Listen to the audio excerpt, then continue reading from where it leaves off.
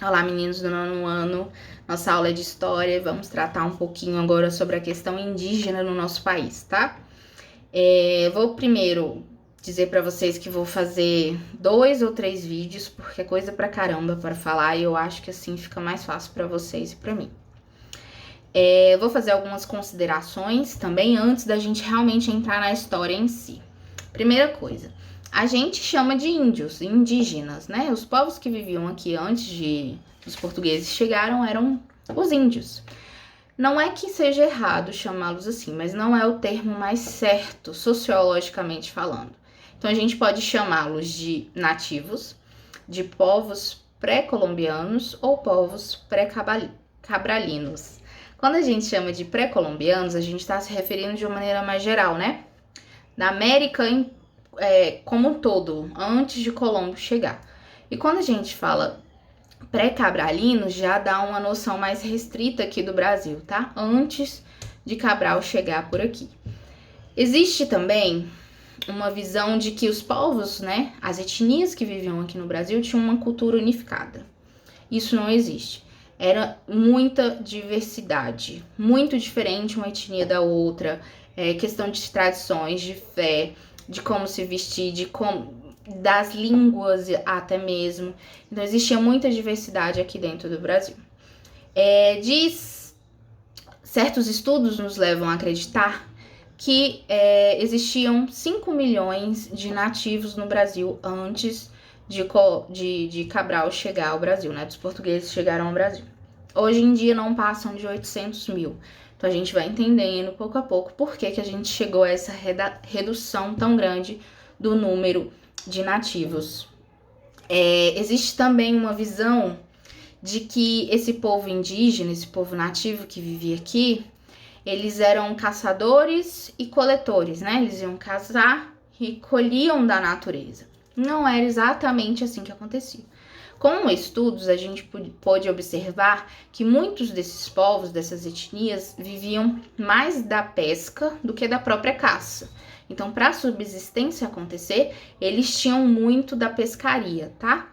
Outra coisa, eles eram povos sedentários. O que eu tô querendo dizer com isso? Eles tinham domínio da agricultura, ou seja, eles plantavam para a sua própria subsistência, ok?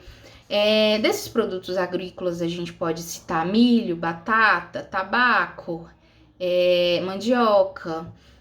Gostaria que vocês percebessem um conceito que a gente chama de circularidade cultural. Esses produtos agrícolas que eu acabei de citar para vocês são produtos que é a base alimentar de muitos povos, tanto aqui, né, de muita gente, tanto aqui do Brasil quanto de fora. Então, observe, aconteceu uma circularidade cultural, que apesar dos índios terem pego muito da cultura dos portugueses, a cultura dos índios também foi levada para fora de alguma forma, ok? Isso é o que a gente chama de circularidade cultural. Gostaria de comentar que eles são um povo politeísta. O que quer dizer isso? Cultuavam vários deuses. Esses deuses, em sua maioria, estavam ligados a questões da natureza, né? Elementos da natureza, bichos, enfim. E a gente tinha aqui 2 troncos linguísticos, que a gente chama de micro-G e de tupi. E dentro desses troncos linguísticos, é deles que surgem as línguas. A gente tinha mais de 1.200 línguas faladas aqui. Percebam a diversidade que eu falei para vocês. Agora a gente vai falar um pouquinho sobre a organização, como é que esses índios se organizavam aqui. Eu vou citar uma curiosidade. Existem etnias que tinham uma oca comunitária, onde todos viviam ali dentro, e existiam tribos, etnias que tinham uma oca para cada família, tá? Mais ou menos isso. Então percebam, não é que aqui a gente já tem uma propriedade privada, não, mas existe um conceito já criado de posse, vamos dizer assim, tá? Outra coisa que eu gostaria para vocês observarem a diversidade é que existiam tribos que eram poligâmicas e existiam tribos que eram monogâmicas. Poligâmicas, muitas mulheres. Então, a gente tinha pajé, tinha cacique que se casava com 7, 8 mulheres, enquanto na monogâmica, um casal normal, um homem e uma mulher, ok? Existiam etnias que eram antropofágicas. O que significa isso? Canibais, tá? Só que aí eu quero que vocês percebam de uma forma um pouco diferente. Como assim canibais? Não é porque, olha, aquele português ali parece ser bom, aquela carninha ali parece ser macia. Não é por isso. Existia todo um conceito, toda uma tradição, toda uma fé por trás daquele canibalismo, tá? Não era porque eles estavam com fome. Não leve para esse lado de fome, porque não era assim que acontecia, tá? Ok, agora então vamos entrar na história. E a gente precisa entender como é que aconteceu essa primeira relação dos índios com os portugueses.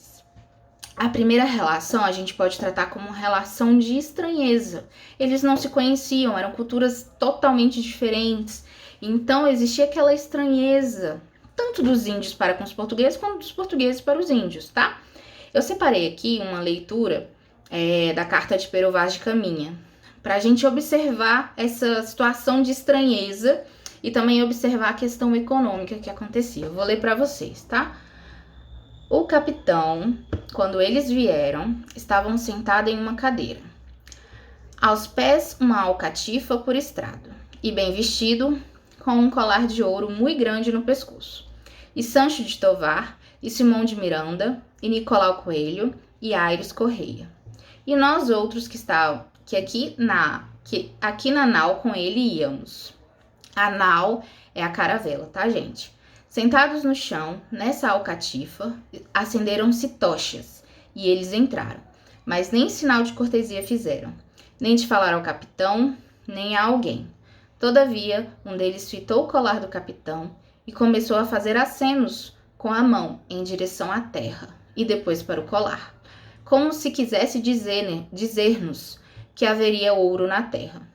E também olhou para um castiçal de prata, e assim mesmo acenava para a terra e novamente para o castiçal, como se lá também houvesse prata. Observem a questão econômica. Os portugueses vieram para cá com a questão econômica já na cabeça, tá? Mostraram-lhes um papagaio pardo que o capitão traz consigo. Mostraram-lhe logo na mão e acenaram para a terra, como se houvesse ali.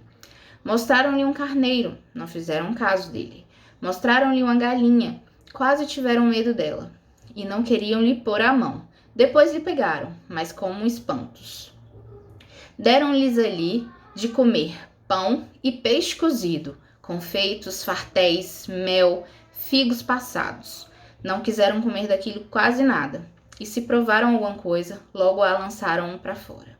Trouxeram-lhes vinho em uma taça, mal lhe puseram a boca, não gostaram nada dele, nem quiseram mais. Trouxeram-lhes água em uma barrada.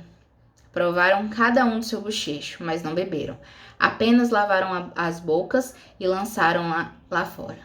Então, observem nesse texto o quanto essa questão econômica existia e quanto essa estranheza de um para o outro existia também, tá? Ok, vamos falar um pouquinho agora de uma relação que começou a ser de dominação. Eles começaram a extrair o pau-brasil, certo? E foi nesse momento que eles utilizaram do escambo para fazer essa extração do pau-brasil. É o que a gente chama de solução caseira quando a gente fala em história, tá? Foi uma solução caseira que eles arrumaram para essa extração do pau-brasil acontecer. Foi ali naquele período que a gente chama de pré-colonial, né? De 1500 a 1530. Ok, um pouquinho depois, 1530 a 1550, a gente vai ter a chegada dos africanos, né? Ou seja, vai começar a ter a escravidão negra aqui dentro do Brasil. Isso não quer dizer que os indígenas vão parar de ser escravizados, tá? Vai continuar existindo essa escravidão. Em 1548, a gente vai ter a instituição do governo geral dentro do Brasil, tá? E é nesse momento, um pouquinho depois, uns 2 anos depois, vai chegar os jesuítas aqui dentro do Brasil, com a campanha jesuítica, né? Então, eles querem catequizar os índios. E no meio dessa catequização vai acontecer o seguinte, eles vão começar a olhar para os indígenas como irmãos, ok? Vai rolar a catequização. E esse olhar dos jesuítas para com os índios vai ser de irmandade. Então, percebam uma coisa, os jesuítas vão começar a lutar contra essa exploração, essa escravidão que acontece com os índios, tá? Não é que eles eram bonzinhos e tudo mais, não. Mas é porque, com esse olhar de irmãos, eles acreditavam que eles não poderiam ser mais escravizados. Com essa, vamos dizer assim, guerra acontecendo com o governo e os jesuítas, a gente vai ter a instituição que a gente fala de guerra justa. O que vai acontecer nessa guerra justa? Vai se proibir a capturação dos indígenas. Tá proibido capturar indígena, ok? Mas se ele se rebelar contra o governo, se ele se rebelar contra nós, aí sim ele pode ser capturado e escravizado, tá? Meninos, eu vou parar por aqui, mas no próximo vídeo a gente continua.